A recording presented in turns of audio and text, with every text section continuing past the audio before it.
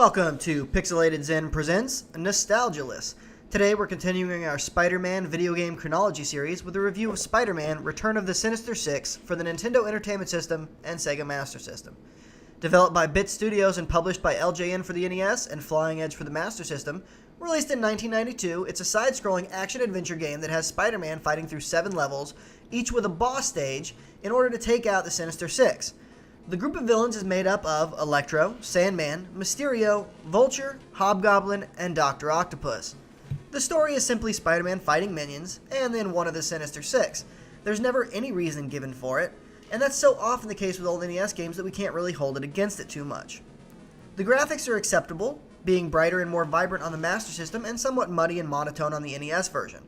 In both, Spider-Man looks like a child in a Spidey Halloween costume, and the villains don't look much better.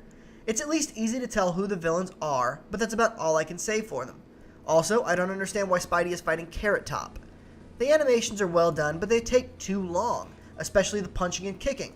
It takes forever from the time that you hit the button until your punch or kick connects, and sometimes it simply won't connect at all. That brings me to the controls. They feel slow and extremely cumbersome.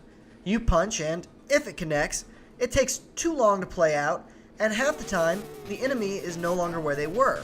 Jumping is floaty, and if you press punch twice in rapid succession, like if you're trying to punch a boss several times before he gets away, you just jump kick, which has an even longer animation, and in the NES version will actually move you forward, often off a platform or into a boss attack.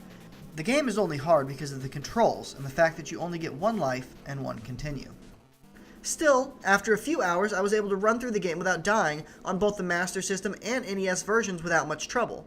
The clumsy fighting and the lack of lives and continues means that it's almost always best to simply ignore the enemies in a level. You just run straight through them, get to the end, and fight the boss.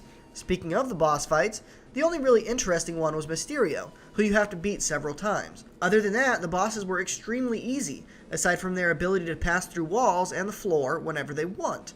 Dr. Octopus, the final boss, was the easiest of all, making the game feel very anticlimactic on the Master System version. The NES was actually a bit different, and the boss fight was a little harder. Overall, the game feels slow and sluggish. The colors are muddy, the sprites are weirdly proportioned, and the levels are bland and samey. There isn't much to like about the game, but that said, I did end up beating it 3 times on 2 different systems. There's something oddly alluring about the bad controls once you get used to them, but that's the best I can say for the game. I'd give this one a pass, even if you're a huge Spider-Man fan. There are simply much better Spider-Man games out there.